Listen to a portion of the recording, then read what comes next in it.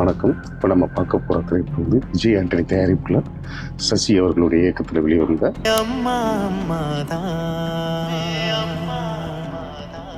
பெரியாரால் அவர்களுக்கு உருவாக்கப்பட்ட விதவை திருமணம்ங்கிற ஒரு முக்கியமான ஒரு கதை, ஒரு கான்செப்ட் வச்சுட்டு அருமையாக திரைக்கதை வச்சு அருமையாக ஒரு திரைப்படத்தை அவங்க கொடுத்துருக்குறாங்க. இதுல முக்கியமா பாராட்டப்பட வேண்டியது விஜய் ஆண்டனி அவர்கள் இப்படி ஒரு படத்தை தயாரிச்சதுக்கு அவர் அந்த கேரக்டரை நானே முன்னிருந்து எந்தவித ஒரு பிரஸ்டிஜ் இது பார்க்காம கதைக்காக தன்னை நிறுத்திட்டு அந்த கேரக்டர்ல நடிச்சது மனதார பாராட்டுறோம். ஏங்க உங்களை யாராவது பிடிக்கலன்னு சொன்னாதாங்க இப்படி ஏன்னு கேட்கணும்.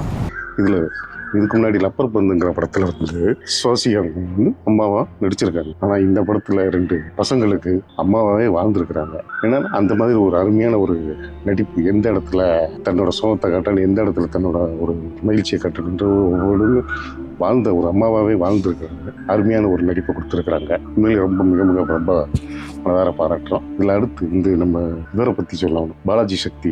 என்னடா இந்த கதைக்கு இது தேவையில்லாத வில்லன் மாதிரி வர மாதிரியே இருந்தது. ஆனால் கிளைமேக்ஸில் கதைத்த ஒரு தேவையான வில்லன். இந்த கதையோட கருத்தில் அவங்க வந்து நம்ம யோசிக்கிறோம்.